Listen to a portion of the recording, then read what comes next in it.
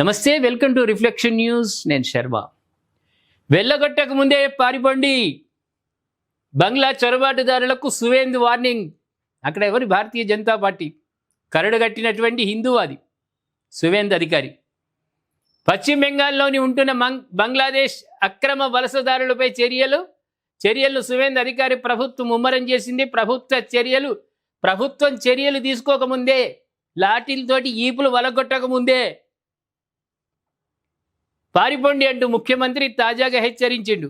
ఒక్కసారి ప్రేక్షకులారా సువేందు అధికారి ఏమన్నాడో ఒకసారి మనం విన్నాక దాని గురించి విశ్లేషణ చెప్దాం. ఒక్కసారి ఈ వీడియో చూడండి.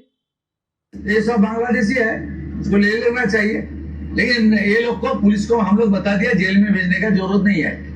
देश के रुपया में खाना खाएगा, कपड़ा देगा, मेडिसिन देगा, ये दामाद है ये लोग। जल्दी जल्दी भागो, जल्दी भागो, नहीं तो जो करना है सरकार करेगा।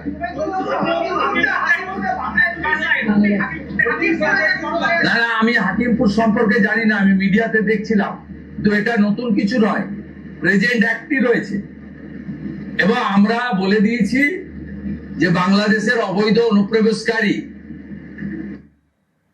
చూసిర్రా? మీరేమన్నా అల్లుళ్ళా? మిమ్మల్ని ఇక్కడ ఉంచుకోవడానికి మీరేమన్నా అల్లుళ్ళా?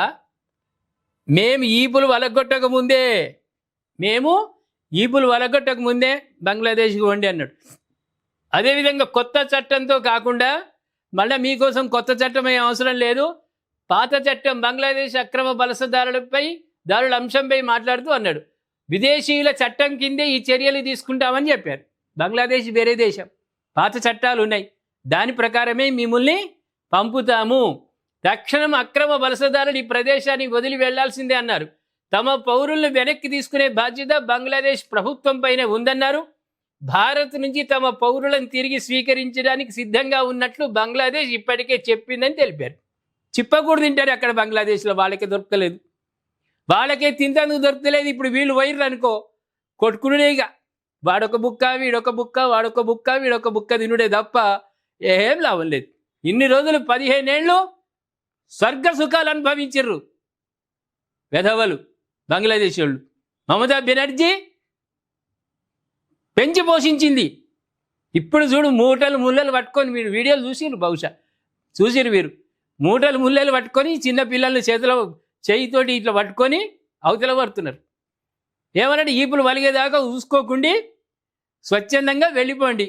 ఆ తర్వాత పోకుండా ఉంటారు చూడు, వాళ్ళని ఏ మూల ఉన్నా సరే దొరకబట్టి మెత్తగా దోమి పంపించడం ఉంటుంది. అనవసరంగా దెబ్బలు ఎందుకు తింటారు? మీ అంతలో మీరే పోండి.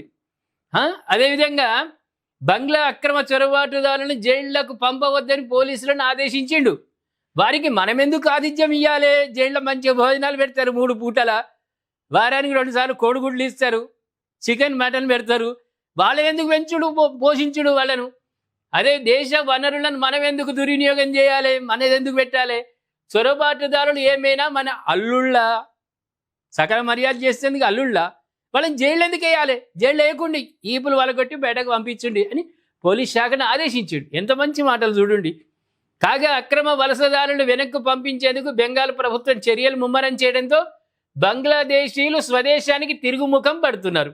ఉత్తర 24 పరగనాల జిల్లాలోని హకీంపూర్ సరిహద్దు వద్ద మంగళవారం ఉదయం పెద్ద ఎత్తున వారు గుమికూడారు.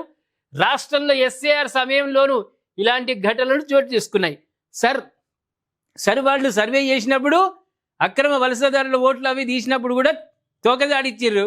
ఇప్పుడు కూడా అందరూ వెళ్ళిపోతున్నారు. మన దగ్గర కూడా ఎవరన్నా ఉంటే, మన తెలంగాణలో హైదరాబాద్లో వలసదారులు ఎవరున్నా మూటా ముళ్ళే చదువుకొని పోవాలి. లేకుంటే మా హిందువులు, మా భారతీయులు మీ దగ్గరికి వచ్చి మీ సందులలో దొరికించుకొని ఈపులు వలగొట్టేదాకా తీసుకురాకండి. మాకు అవసరం లేదు. వేరే దేశం వాళ్ళు ఇక్కడ ఉండడానికి వీల్లేదు. మా గడ్డ మీద మా దేశాన్ని గౌరవించేవాడు, మా సనాతన ధర్మానికి విలువ ఇచ్చేవాడు, మా హిందువులను ఒక తమ్ముడిగా చూసేవాడు మాకు కావాలి, కానీ శత్రువుగా చూసినాడు మాకు అవసరమే లేదు. ఏమంటారు ప్రేక్షకులారా? పశ్చిమ బెంగాల్లో చేస్తున్నటువంటి పని మన దగ్గర కూడా జరగాలి. ఇక్కడ ఉన్న చొరబాటుదారులు వెళ్ళిపోవాలి. ఈ నినాదం ఎట్లా ఉంది?